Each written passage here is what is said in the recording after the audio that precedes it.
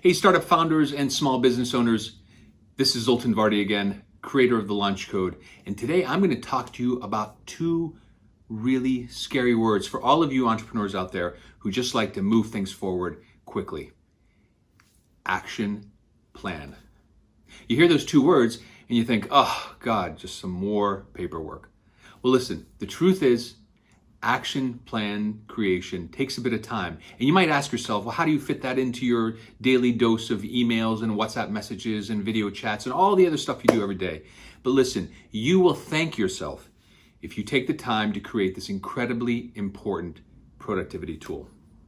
An action plan is sort of like a map. It shows you the roads you need to take to reach your ultimate destination, whatever they might be.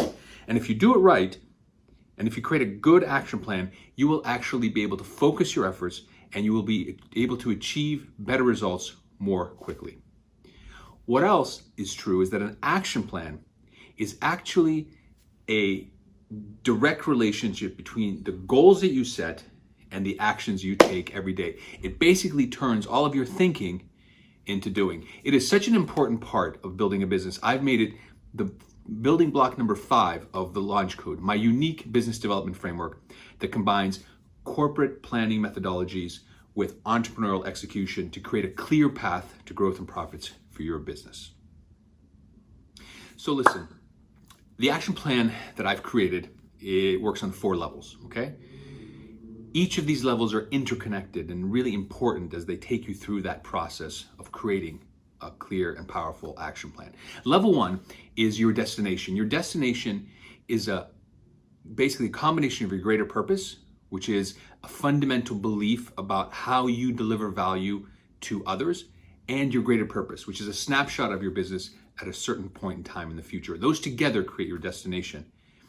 And it serves as the end point for all of your future planning. If you want to learn more about destination planning, check out my video on this particular topic. Level 2 are your focus areas, okay? In your destination, you will have created a destination based on 5 different focus areas.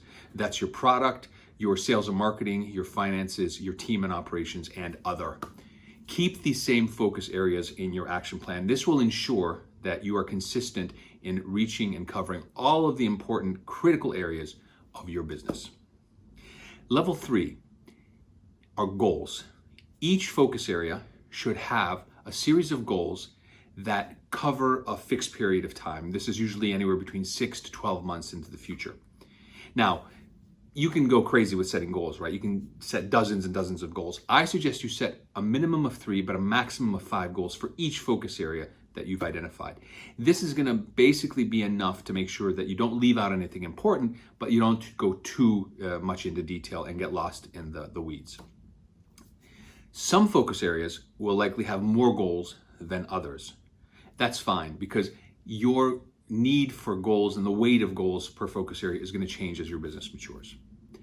Then you get to level 4, which are your actions, okay?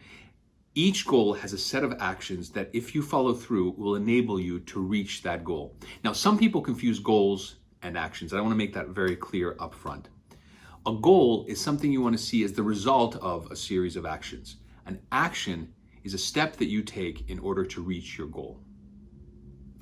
Now, goals sit at the very heart of your action plan. They're the essence of your action plan.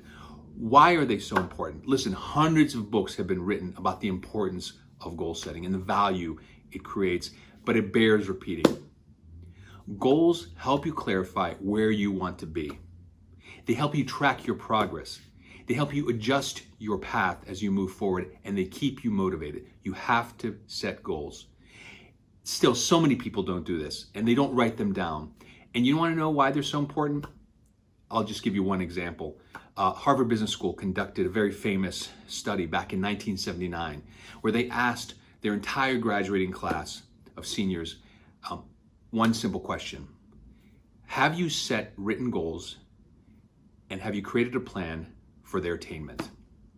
Now, here's what the statistics came out. 84% of the people they asked had set no goals at all, okay? None whatsoever. 13% of the class had goals but had no concrete plans. So they'd written them down, but they didn't really have clear plans. 3% of the class said they had clearly written goals and a plan to achieve them. So what happens? 10 years later, Harvard Business School contacts these same people and basically looks at these same individuals in terms of their earning power. Okay, how much money are they actually generating in their work, in their jobs? Here's an interesting statistic. The 13% of the class that had set and written goals but had not created a plan were earning twice as much money than the 84%, okay, that had not set goals at all. But here's the kicker. The 3% of the class who not only had goals, they had written them down, but had created an action plan to achieve them, were making 10 times more money than the other 97% of the class. The bottom line, if you set clear goals, you write them down, you create a plan of action to achieve them, you are likely to succeed. Now, there's a couple of things you should keep in mind as you're setting your goals. They have to make sense and they have to be measurable. All right. When you talk about goal setting, you've probably heard about the concept of SMART goals, right? That's an acronym. It's short for specific, measurable, attainable, relevant, and time-bound. That's fine, but to me, that's a bit too complicated. I propose a simpler approach. 4 steps. Step 1, ask yourself if the goal you've written makes sense, okay? 2 questions. Will achieving this goal give you a meaningful step in the direction of reaching your destination? And second, can this goal be achieved with a reasonable amount of effort and assuming that nothing crazy or unexpected happens, like COVID-19, for instance? Try to strike a balance between being completely delusional and being way too conservative. Step 2, apply the measurability test. So just take a moment and imagine yourself at that point in the future where you will have achieved your goal. And see, as you're reviewing it, whether you can really make a black and white assessment of whether that goal has been achieved. Or is it really open to interpretation? Okay, if it's not black and white, then you need to revisit your goal and make it more measurable. So how do you do that? Well, step 3, add a number to your goal. Okay, the best way to make your goal measurable is to put some sort of number next to it. No one can argue that 9 is less than 10 or that September 30th comes after August 30th. Okay, that's a statement of fact. So this is easy to do when your goal involves things like the revenues, profit, number of deals or customers, level of costs, average revenue per user, a lot of different metrics, right, that you can evaluate a business. But not everything you want to achieve can be measured by numbers. So what do you do in this case? Well, you go to step 4, which is use your gut to add measurability. So how do you do that? Well, you basically judge how you've made progress in areas like product quality or customer satisfaction or team spirit, things that are not necessarily specifically number measurable. And you basically, you use your gut, okay? So when I work with startup founders and small business owners, I will ask them to basically measure a particular area on a scale of 1 to 10, all right? So 1 means it's absolutely horrible and 10 means it couldn't be better. I then double check these levels by asking multiple team members to assign a number that reflects the current state of their business against that desired goal. And you know what's interesting? Most participants assign either the same number or a value that is plus or minus 1 digit. Okay, so if people say either if it's a 5, then people say it's either 4, 5, or 6, or if they say it's a 7, they'll say either 6, 7, 8, so on. Everyone has an internal compass, all right? And if you don't project your wishes on a particular situation, instead offer an honest assessment, your gut is usually spot on. So when it comes to evaluating your progress versus this type of goal, you simply provide a new rating based on the scale of 1 to 10 at that moment of evaluation, and you can judge whether or not you've made progress. Okay. Now, what are some typical startup goals? Obviously, the type of goals you set will depend heavily on your level of development, but here's just a few examples that you can use as a gauge. On your product, will we launch a minimum viable product? Or I would say we will launch a minimum viable product by September 1st, let's say. In sales and marketing, we will contact 100 potential customers and close at least 5 multi-year agreements with an annual recurring revenue of at least 100,000 euros per year by year end. Team and operations, we will hire a director of sales with at least 5 years of relevant industry experience by September 1st. Finances, we will raise 500,000 euros from a UK-based venture capital firm by December 1st. Or other, anything that doesn't fit into those first 4 categories, we will identify and onboard 3 mentors or advisors to support our business's growth. All of them very measurable, very clear, and all of them make sense for a startup and early stage business. Now, at this point, you will have created anywhere between 15 and 25 goals, okay, that together create the path to your ultimate destination. You now need to create a set of actions that will help you achieve these goals. Keep in mind, again, that a goal is the outcome you want to see after completing a series of actions, and an action is a step that you take to achieve a specific goal. Under each goal, list a set of actions that you think will take you closer to achieving that goal. Now, how many actions you set depends on a range of factors. It could be also your personal preference. But listen, be careful. Don't get too much lost in the detail, all right? Apply what I call the 80-20 rule, right? The Pareto principle. Focus on the 20% of your actions that will deliver 80% of the results. As you identify specific actions, make sure you maintain a clear connection between each level of planning. So you've got your destination that goes to your focus area, that goes to your goal, that leads to an action, all right? And that line of continuity should be there. Now, you may be asking yourself how to implement your action plan. Well, look, first of all, you now have all the pieces in place to implement your plan, all right? So here are just 4 steps that I would say you should take to ensure you get the most out of this exercise. Step 1, share your action plan with all stakeholders. Why is this important? This step is going to ensure the proper level of awareness, alignment, involvement, and commitment across the entire organization. All right. What do I mean by this? Well, first of all, by awareness, I mean all of your partners, your team members, your financial stakeholders will be aware of the goals and actions. That's really important. Alignment.